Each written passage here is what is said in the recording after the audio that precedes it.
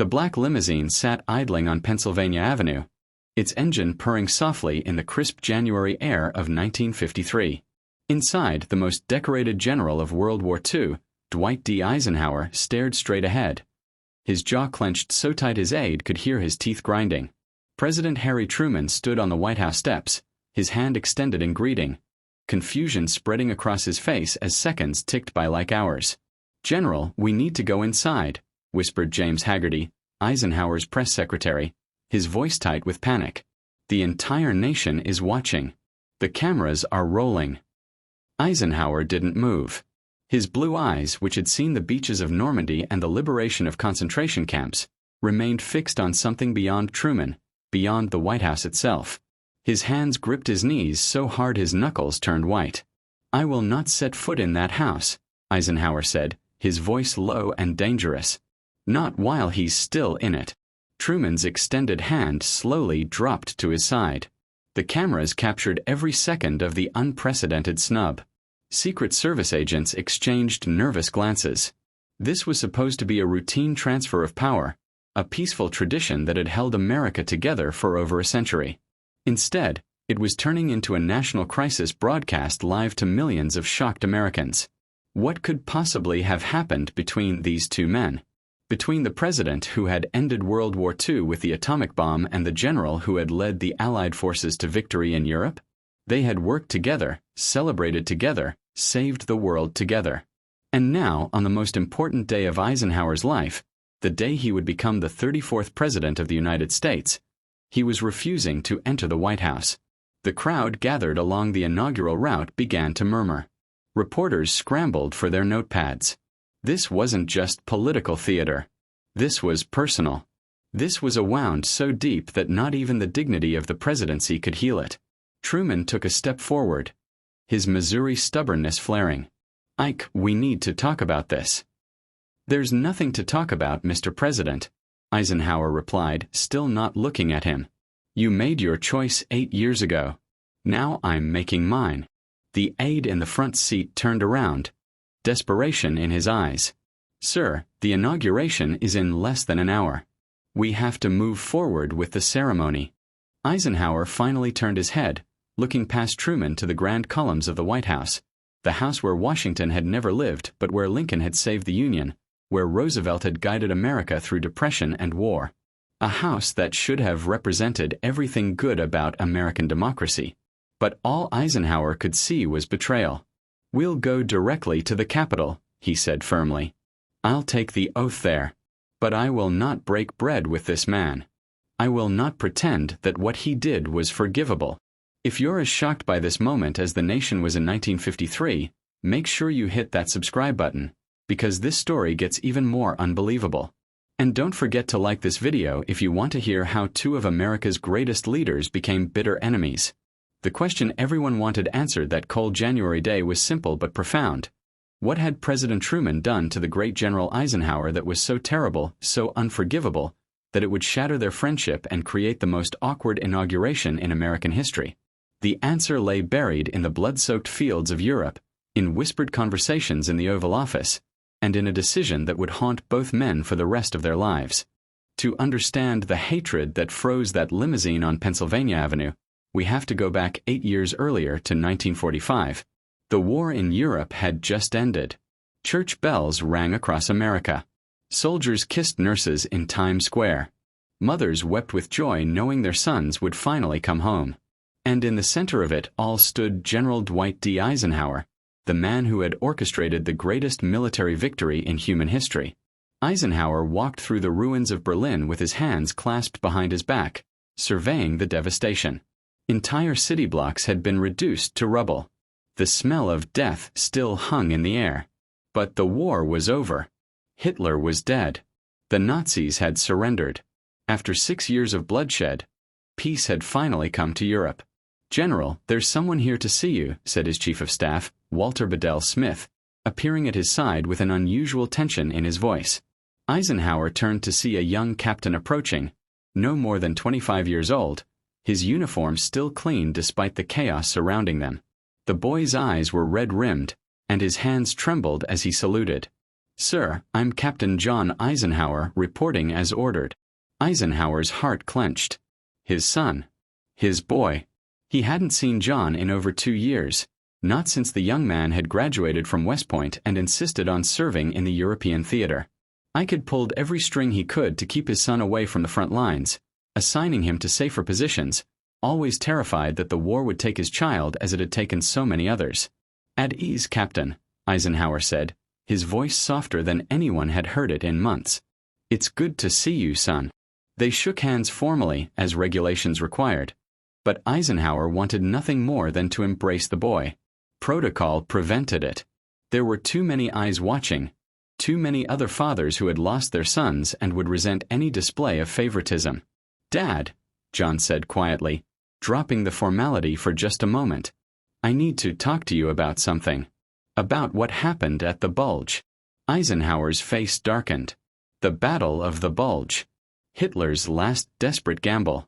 Tens of thousands of American casualties in the frozen forests of Belgium.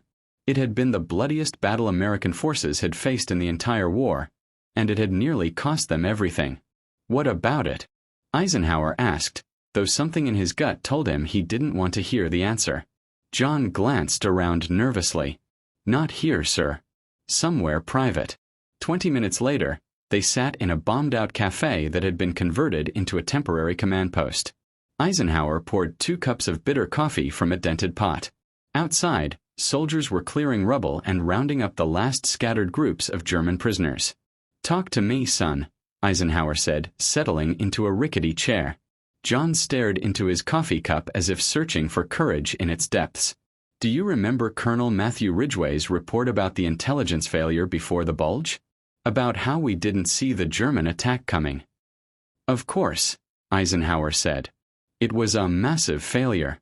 Cost us thousands of lives. I've been trying to figure out what went wrong for months." "I know what went wrong," John said quietly. "And Dad, it's worse than you think. Much worse." Eisenhower leaned forward. "Explain." "We had the intelligence," John said, his voice barely above a whisper.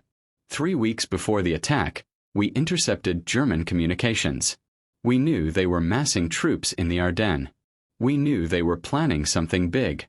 The reports went all the way up the chain of command." "That's impossible," Eisenhower said sharply. "I never saw any such reports. If I had, I would have reinforced our positions immediately." John finally looked up, meeting his father's eyes. "The reports never reached you, Dad. They were stopped. Someone in Washington intercepted them. Someone in the White House." The coffee cup slipped from Eisenhower's hand, shattering on the floor. The dark liquid spread across the broken tiles like spilled blood. "What are you saying?" Eisenhower asked, his voice dangerously quiet. "I'm saying that someone wanted the Battle of the Bulge to happen," John said. "Someone wanted American soldiers to die in those forests. And I think I know who it was." Eisenhower stood abruptly, his chair scraping against the floor with a harsh screech. "That's a serious accusation, Captain. You better have evidence to back it up." John pulled a worn leather folder from inside his jacket. His hands shook as he placed it on the table between them. "I do, sir. And you're not going to like it." Inside the folder were copies of intelligence reports, stamped with dates from November 1944. Eisenhower's trained eye scanned them quickly. Troop movements, radio intercepts, reconnaissance photographs showing German armor concentrations in the Ardennes forest. Everything pointed to a major offensive. Any competent commander would have recognized the signs immediately. "Where did you get these?" Eisenhower demanded. "From Lieutenant Sarah Thompson, a codebreaker stationed in London," John explained. "She processed these intercepts herself. She sent them through proper channels, marked urgent. They should have reached your desk within 48 hours. "But they didn't," Eisenhower said, his voice hollow. "No, sir. They were rerouted. Look at the receiving stamps." Eisenhower examined the documents more closely. There, in faint blue ink, was a stamp he recognized all too well. "Executive Office Review required." That stamp meant the documents had been sent to the White House for presidential approval before being passed to field commanders. It was standard procedure for certain classified materials. But intelligence about enemy troop movements? That should have gone directly to the theater commander. To him. This doesn't prove anything, Eisenhower said, though his voice lacked conviction. Maybe it was just bureaucratic confusion. The war was chaotic. Things got lost. John shook his head. Dad, there's more. Lieutenant Thompson kept copies of everything. She knew something was wrong when she never received confirmation that you'd gotten the reports. She started asking questions. And she found something. He pulled out another document, this one a memo on White House letterhead. Eisenhower's blood ran cold as he read it. The memo was addressed to the Army Chief of Staff, General George Marshall, from President Truman's office. It was dated December 1944, just weeks before the Battle of the Bulge. The memo's contents were bureaucratic and carefully worded, but the meaning was clear. Certain intelligence regarding German capabilities in the Ardennes sector was to be re-evaluated for accuracy before distribution to Field Command. It was signed by someone named Bernard Hastings, a White House aide Eisenhower had never heard of. Re-evaluated. Eisenhower said, his voice rising. Men died while they re-evaluated. 19,000 American soldiers killed, 70,000 casualties total, all because someone in Washington wanted to re-evaluate intelligence. There's something else, John said quietly. Lieutenant Thompson did some digging. Bernard Hastings was a close personal friend of someone in the administration. Someone who had a vested interest in prolonging the war in Europe. Who? Eisenhower demanded. Before John could answer, the door burst open. Walter Bedell Smith stood in the doorway, his face pale. General, we have a problem. You need to see this immediately. Smith handed Eisenhower a decoded telegram, fresh from Washington. It was from President Truman himself, marked personal and confidential. Eisenhower read it once, then twice, unable to believe what he was seeing. The telegram congratulated Eisenhower on his victory in Europe and requested his immediate return to Washington for a private meeting with the president. But it was the last line that made Eisenhower's blood boil. We need to discuss certain wartime decisions and ensure we are aligned on the historical record before it becomes public. The historical record. They wanted to make sure their stories matched. They wanted to control the narrative. Get me a secure line to General Marshall, Eisenhower said, his voice ice cold. I want to know everything about this Bernard Hastings. I want to know who he worked for, who he reported to, and why intelligence that could have saved 19,000 American lives never reached my desk. John stood. Dad, there's one more thing you need to know. Lieutenant Thompson, the codebreaker who kept these copies? She disappeared 3 weeks ago. Her commanding officer says she was reassigned to a desk job in Washington. But when I tried to contact her, I was told no such person existed in Army personnel records. The room fell silent except for the distant sound of soldiers working outside. Eisenhower stared at the documents spread across the table, each one a piece of a puzzle that was forming a picture he desperately didn't want to see. We're going to take a quick break here to ask you something. Where are you watching this from? Drop your country or state in the comments below. We love knowing where our viewers are from, and it helps us create content you'll enjoy. Now back to the story, because what Eisenhower discovered next would shake his faith in everything he'd fought for. Smith, Eisenhower said finally, cancel all my appointments. I'm not going back to Washington until I have answers. Real answers. 3 days later, Eisenhower sat in a commandeered office in Frankfurt, surrounded by documents that painted a picture more disturbing than anything he'd encountered on the battlefield. General George Marshall had been cooperative, but cautious. The information he'd provided about Bernard Hastings had opened a door Eisenhower wished had stayed closed. Hastings wasn't just a White House aide. He was the president's personal liaison to the War Department, a man with direct access to all military intelligence flowing into Washington. And according to Marshall's carefully worded responses, Hastings had been acting on direct orders from someone very high up in the administration. Sir, we've located someone who might be able to help, Smith said, entering with a middle-aged woman in an Army officer's uniform. This is Major Patricia Drummond. She worked in the White House communications office until last month. Major Drummond saluted crisply, but Eisenhower could see the fear in her eyes. She clutched a briefcase to her chest like a shield. "Major, I understand you have information about intelligence protocols during the Battle of the Bulge," Eisenhower said, gesturing for her to sit. She glanced nervously at Smith, then back to Eisenhower. "General, what I'm about to tell you could end my career. It could end up with me in prison. But I can't stay silent anymore. Too many good men died because of what happened. You have my word that I'll protect you," Eisenhower promised. "Just tell me the truth." Drummond opened her briefcase and pulled out a small notebook, its pages filled with dates and times written in cramped handwriting. "I kept a log. Against regulations, I know. But something felt wrong from the start." She explained how, in November 1944, a flood of urgent intelligence reports had come through the White House communications office, all pointing to a major German offensive in the Ardennes. Standard procedure was to forward such reports immediately to the relevant theater commander. But Hastings had intervened. "He said the reports needed presidential review first," Drummond continued, her voice shaking. "He said President Truman wanted to personally assess the intelligence before alarming field commanders. At the time, it seemed reasonable.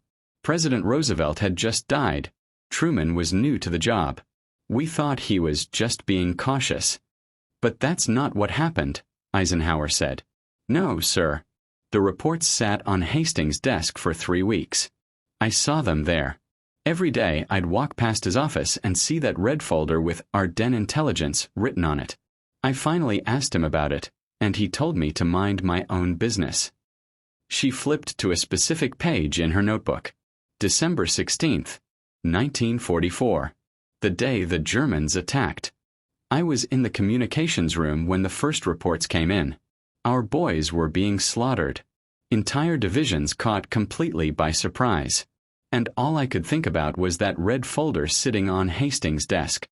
Eisenhower's jaw tightened. "Did you confront him?" "I tried. That evening, after the scope of the disaster became clear, I went to his office. The folder was gone. I asked him where it was, and he said he'd sent it to you weeks ago. He looked me right in the eye and lied, General. I know he did because I'd logged every document that left that office. Nothing about the Ardennes intelligence had been transmitted to your headquarters." "Why didn't you report this?" Smith asked. Drummond's eyes filled with tears. "I tried. I went to my commanding officer. He told me to forget what I'd seen, that I was mistaken, that the stress of the war was affecting my judgment. 2 days later, I was reassigned to a filing position in the basement. No explanation. No recourse."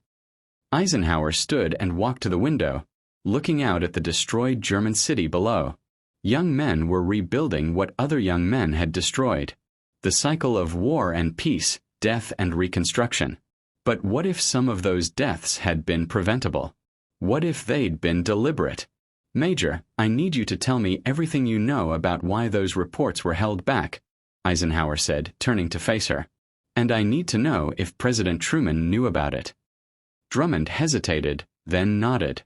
3 days before the attack, I was working late. I heard voices coming from Hastings' office.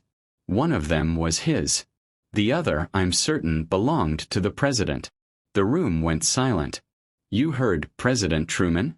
Eisenhower asked carefully. "Yes, sir. I recognized his voice from the radio addresses. They were arguing about something. I couldn't hear everything, but I heard Hastings say, 'The American people need to understand how serious this war still is.' And then I heard the president say, 'Sometimes leaders have to make terrible choices for the greater good.'" Eisenhower felt like he'd been punched in the stomach. What happened next? Hastings said something about public opinion and support for the war effort declining. He said something about polls showing Americans wanted to bring the troops home too soon. And then, "General, this is the part that's haunted me ever since," I heard President Truman say. "How many casualties would it take to change those numbers?" The words hung in the air like poison gas. Smith's face had gone pale. Even John, who had been standing quietly in the corner, looked physically ill. "That's not possible," Eisenhower said. But his voice lacked conviction. No American president would deliberately sacrifice his own soldiers. No one could be that cold. "There's more, sir," Drummond said. "After the Battle of the Bulge, after tens of thousands of our boys had been killed or wounded, I saw Hastings in the hallway. He was smiling. Actually smiling. And he was carrying a folder marked Public Opinion Surveys. When he saw me looking, he said, 'Funny how a crisis brings people together, isn't it, Major?'"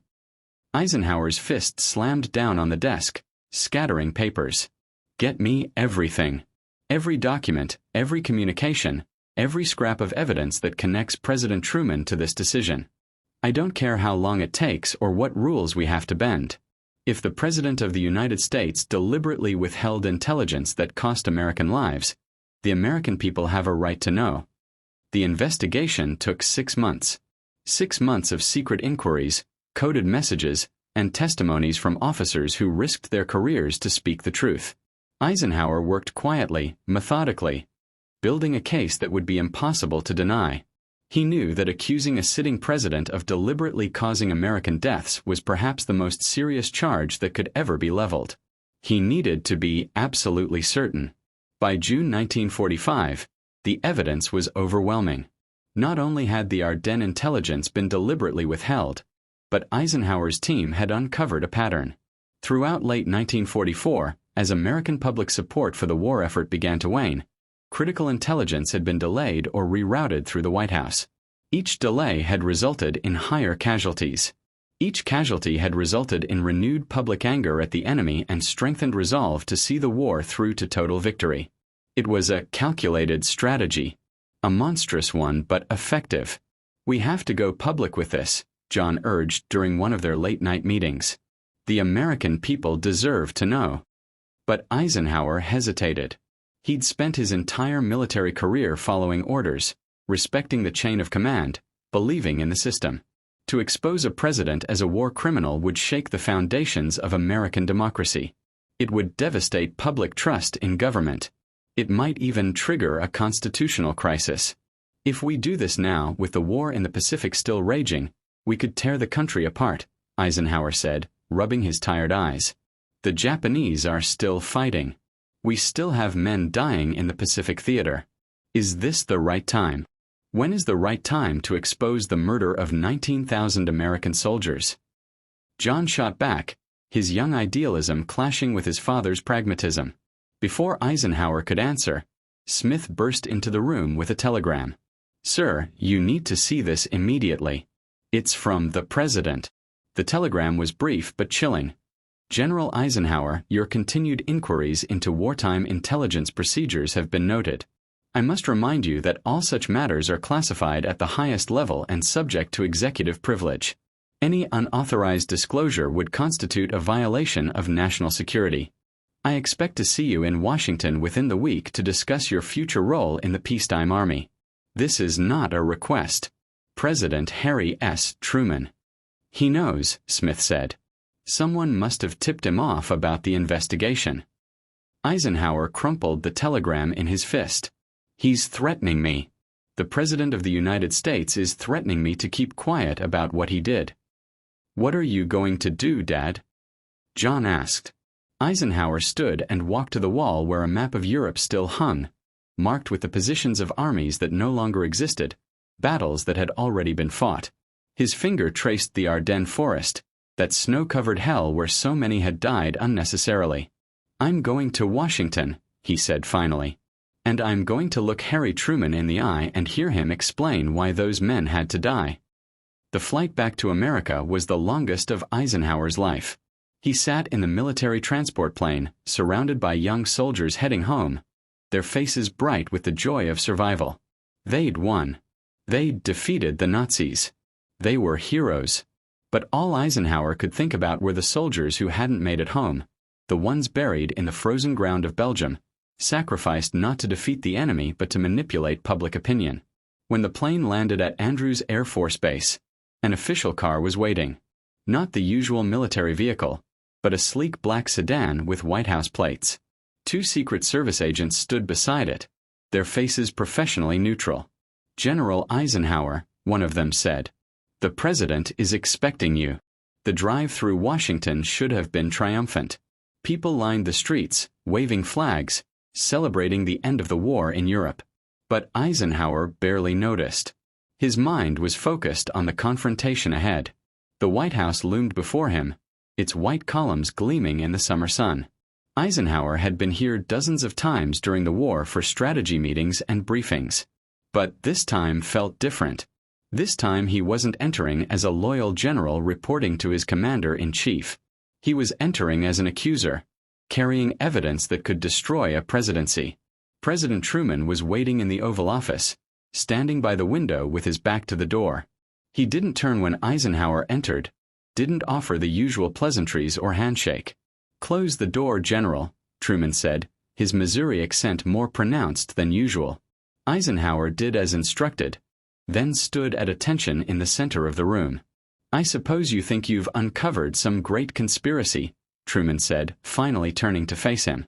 "You think I'm some kind of monster who sacrificed American soldiers for political gain." "Did you?" Eisenhower asked bluntly. Truman walked to his desk and opened a drawer, pulling out a folder.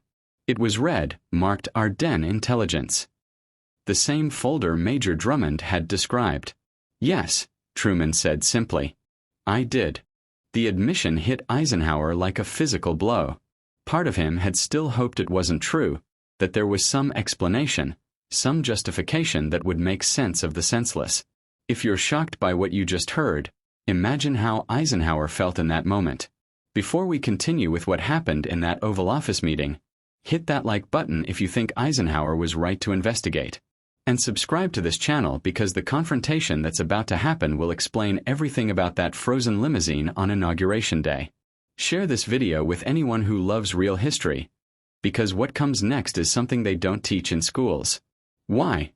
Eisenhower asked, his voice barely controlled. Truman sat down heavily in his chair, suddenly looking much older than his 61 years. "Because, General, I had to make a choice. And you're about to understand why you're never going to tell anyone about it." Truman gestured to the chair across from his desk. "Sit down, Ike. What I'm about to tell you is classified at a level that doesn't officially exist. But you've earned the right to know the truth." Eisenhower remained standing. "I don't want to sit with you, Mr. President. I want an explanation for why 19,000 American boys died when they didn't have to." Truman's jaw tightened, but he nodded. "Fair enough. You want the truth? Here it is. In November 1944, we intercepted more than just German troop movements in the Ardennes. We intercepted something else. Something that changed everything." He pulled another folder from his desk, this one marked with security classifications Eisenhower had never seen before. "Our codebreakers at Arlington Hall discovered that the Soviets had infiltrated the Manhattan Project. Stalin knew about the atomic bomb, Ike. He knew we were building it. He knew how far along we were, and he was racing to build his own." Eisenhower felt the ground shift beneath him. "What does that have to do with the Bulge?" "Everything," Truman said, standing and pacing. "By November 1944, our analysts predicted that Germany would surrender by late spring at the latest. The war in Europe was effectively over. But the war with Japan, that was going to drag on for years. Millions of casualties, American and Japanese. Unless we could use the atomic bomb." "You dropped the bomb," Eisenhower interrupted. "In August. On Hiroshima and Nagasaki." "Yes, we did. But in November 1944, we weren't sure we could. Our scientists told me the bomb wouldn't be ready until summer 1945 at the earliest. Maybe later. And Stalin's scientists were making progress too. If the Soviets developed the bomb first, if they used it to force Japan's surrender before we could, the entire balance of power in the post-war world would shift to Moscow." Truman paused, his voice heavy. "We needed time, Ike. Time for our scientists to finish the bomb. Time to test it. Time to be ready to use it before Stalin could beat us to it. And the only way to buy that time was to keep the American people focused on the war in Europe, to keep them understanding that this fight wasn't over, that we couldn't let our guard down." Eisenhower felt sick. So you let the Battle of the Bulge happen. You let Hitler launch a surprise attack that you knew was coming, that you could have prevented, just to keep Americans scared and angry. I let Americans die to prevent World War III, Truman shot back, his voice rising. If Stalin had gotten the atomic bomb first, if the Soviets had dominated the post-war world order, the Cold War we're facing now would be a hot war. Millions dead, maybe tens of millions. Cities obliterated. The Battle of the Bulge was horrific, but it was a calculated sacrifice to prevent something far worse. You don't get to make that calculation. Eisenhower roared. Those men trusted us. They trusted their country. They died thinking they were fighting the enemy, not knowing they were pawns in a political game. Truman slammed his hand on the desk. Every soldier is a pawn, General. That's the ugly truth of war that you know as well as I do. You sent men to their deaths at Normandy knowing thousands wouldn't make it off the beaches. You ordered bombing raids on German cities knowing civilians would die.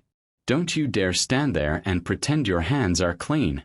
That was different, Eisenhower said, but his voice faltered. Was it? Truman challenged. Or are you just more comfortable when the enemy pulling the trigger is wearing a German uniform instead of an American suit? The two men stared at each other across the desk, the weight of impossible decisions hanging between them. Outside, Washington went about its business, unaware of the conversation that could reshape history. There's more, Truman said quietly, sitting back down. After the Bulge, after we'd secured the time we needed, I made another decision. I decided that this secret could never come out. Not during my presidency, not during yours if you choose to run someday, not ever. Because if the American people learned what we did, if they understood that their government deliberately allowed an attack that killed their sons and brothers, it would destroy faith in democracy itself. He opened another drawer and pulled out a thick file. This is every piece of evidence related to the Ardennes intelligence delay. Every memo, every communication, every testimony. Major Drummond's notebook. Lieutenant Thompson's copies. All of it. And this is the only copy that exists. Truman stood and walked to the fireplace. I'm going to burn this now, Ike. And you're going to watch me do it. Because if you try to expose what happened, I'll deny everything. I'll destroy the careers of everyone who helped you investigate. Major Drummond, Lieutenant Thompson if we can find her, your son John, everyone. I'll paint you as a bitter general who couldn't accept civilian authority, who fabricated conspiracy theories to undermine the presidency. You're threatening me again, Eisenhower said coldly. I'm protecting the country, Truman replied. Just like I did when I held back that intelligence. Just like I did when I dropped the atomic bomb. These are the decisions presidents have to make, Ike. Terrible decisions that keep people up at night, that haunt you for the rest of your life. But somebody has to make them. He held the file over the flames. So here's your choice, General. You can try to fight me. You can try to go public with what you know. Maybe you'll succeed, maybe you won't. But either way, you'll tear this country apart at a time when we need unity more than ever. Or you can accept that sometimes the truth has to stay buried for the greater good. Eisenhower watched the flames flicker, casting dancing shadows across Truman's determined face. Every instinct screamed at him to stop this, to grab the file to fight. But another part of him, the part that had sent thousands of men to their deaths at Omaha Beach, understood the calculus Truman was describing. What about the families? Eisenhower asked quietly. The mothers and fathers who lost their sons in the Bulge? Don't they deserve to know? They deserve to believe their sons died heroes, Truman said. And they did. Those men fought bravely against a vicious enemy. The fact that their deaths could have been prevented doesn't change their courage. Sometimes, General, a noble lie is kinder than an ugly truth. Truman dropped the file into the fireplace. The papers caught immediately, curling and blackening as the flames consumed them. Years of investigation, testimony, evidence, all turning to ash. There, Truman said. It's done. The secret is safe. And you and I are the only ones who know the whole truth. Eisenhower felt something break inside him. Not just his relationship with Truman, but something deeper. His faith in the system, in the idea that good men making hard choices could always find the right path. "I'll never forgive you for this," Eisenhower said. "I don't expect you to," Truman replied. "But someday, if you sit in this chair, if you face the decisions a president has to face, maybe you'll understand." The years passed slowly after that meeting. Eisenhower returned to military duties, was appointed Army Chief of Staff, then President of Columbia University, and eventually Supreme Commander of NATO. He never spoke of what had happened in the Oval Office that day. He kept his promise, or perhaps his silence was simply an acceptance of Truman's logic, however bitter. But he never forgot.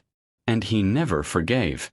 In 1952, when both political parties courted Eisenhower to run for president, he initially refused. The idea of sitting in that same Oval Office, of occupying the same chair where Truman had justified the deaths of 19,000 men, made him physically ill. But his advisors convinced him that the country needed him, that his leadership could heal the divisions of the Truman years. What they didn't know was that Eisenhower wanted that office for a different reason. He wanted to prove that a president could lead without sacrificing his own soldiers for political gain. He wanted to show Truman that those terrible choices weren't necessary, that a man could be president without becoming a monster. The campaign was brutal. Truman, barred from seeking another term by the newly ratified 22nd Amendment, threw his support behind Adlai Stevenson. But he made one critical mistake. During a campaign speech in October 1952, Truman publicly criticized Eisenhower's wartime leadership, suggesting that the general had been too cautious, that he could have ended the European war months earlier if he'd been more aggressive. The accusation was absurd to anyone who knew the facts. But to Eisenhower, sitting in his campaign headquarters and watching the speech on television, it was the final insult. Truman was now trying to blame him for prolonging the very war that Truman himself had manipulated. The hypocrisy was staggering. "That's it," Eisenhower said to his campaign manager, turning off the television. "I want it known that when I'm inaugurated, I will observe the minimum protocol required and nothing more. I will not pretend to be friends with that man. The American people can draw their own conclusions." His staff was horrified. "General, you can't create a public feud with the sitting president. It'll look petty. It'll overshadow your victory." "I don't care," Eisenhower said flatly. "Some principles are more important than appearances." When November came and Eisenhower won in a landslide, Truman reached out through intermediaries, suggesting they put aside their differences for the good of the country. He proposed a gracious transition, a public display of unity, the traditional ride together from the White House to the Capitol for the inauguration ceremony. Eisenhower agreed to the ride. But only that. Which brought us back to that frozen moment on Pennsylvania Avenue, January 20th, 1953. The limousine idling. Truman standing on the White House steps. Eisenhower refusing to enter. What the cameras didn't show was the conversation that had happened minutes earlier, before Eisenhower even got into the car. Truman had pulled him aside, away from the press and crowd. "Ike, I know you're still angry," Truman had said quietly, "but we need to present a united front today. For the country." "You used that same argument 8 years ago," Eisenhower replied. "For the country. For the greater good. I stayed silent then, Mr. President. I kept your secret. I let those mothers and fathers believe their sons died in an unavoidable tragedy instead of a calculated political maneuver. I've lived with that decision every single day." "And you made the right choice," Truman insisted. "Did I?" Eisenhower asked. "Or did I just take the easy path? The path that let me sleep at night by telling myself that some lies are necessary? I've thought about this every day for 8 years, Harry. And I've realized something. You were wrong. Not about the atomic bomb, not about the Soviet threat, but about the lie. The cover-up. Americans are stronger than you gave them credit for. They could have handled the truth." "You don't know that," Truman said. "And you didn't trust them enough to find out," Eisenhower countered. "That's the real betrayal. Not the decision you made in the moment, but the decades of deception you chose afterward. And now you want me to walk into your house, smile for the cameras, and perpetuate that same lie." "I want you to be president," Truman said. And presidents sometimes have to pretend. Then I'll be a different kind of president, Eisenhower said. Starting now. And so he'd refused to enter the White House. He'd sat in that limousine and forced Truman to come to him. It was a small act of defiance, petty perhaps in the grand scheme of history. But it was also a statement, a line drawn in the snow-covered ground of Pennsylvania Avenue. When they finally rode together to the Capitol, neither man spoke. The cameras captured their stony silence, the tension that radiated from the car.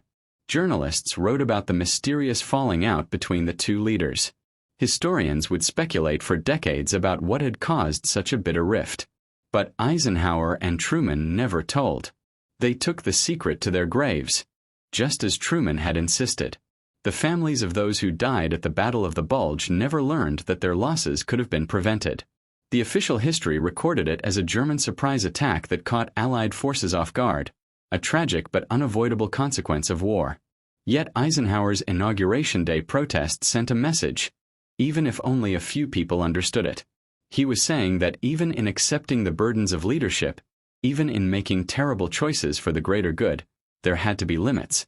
There had to be lines a leader wouldn't cross, principles that couldn't be sacrificed no matter how compelling the justification.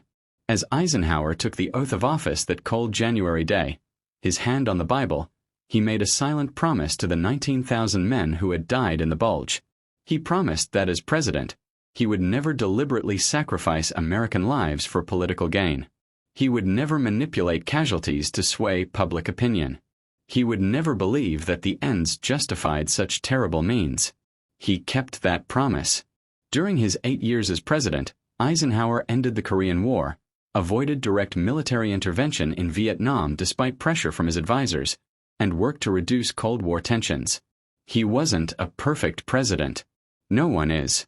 But he was a president who remembered that every soldier was someone's son, someone's father, someone's brother. Not a pawn. Not a statistic. A person. Truman watched from the platform as Eisenhower was sworn in, his face impassive. But those who knew him well noticed something in his eyes that day. Not quite regret, but perhaps a recognition that different men might make different choices, and that both might believe they were doing right. Years later, in his retirement, Truman was asked about his relationship with Eisenhower. "We had our disagreements," he said simply. "Ike thought I was too willing to sacrifice for the greater good. I thought he was too idealistic about what leadership requires. In the end, maybe we were both right." So what would you have done if you were in Eisenhower's position? If you discovered that your president had deliberately caused the deaths of thousands of soldiers, but exposing the truth would destroy the country's faith in democracy? Would you have stayed silent like Eisenhower did? Or would you have risked everything to tell the truth? Drop your thoughts in the comments below. We love hearing different perspectives on these impossible moral choices. The story of Eisenhower's Inauguration Day protest is a reminder that history is never simple. Heroes make mistakes. Leaders face impossible choices. And sometimes the stories we don't tell are just as important as the ones we do.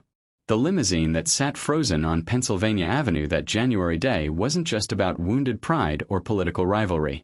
It was about the weight of secrets, the cost of leadership, and the question that haunts every person in power. When does the greater good justify the terrible deed? If this story made you think, if it showed you a side of history you'd never seen before, please share this video with your friends and family. Hit that subscribe button so you don't miss our next deep dive into the hidden stories that shaped our world. And remember, the most important history is often the history they don't teach in schools. The truth about the Battle of the Bulge died with Truman and Eisenhower. But the lesson lives on. Leaders are human. They make mistakes. They carry secrets that would crush ordinary people. And sometimes, the greatest act of leadership is knowing when to speak and when to stay silent, even when that silence burns like fire in your soul. Thank you for watching. Until next time, keep questioning, keep learning, and never forget that behind every historical moment are real people making impossible choices, just like you and me.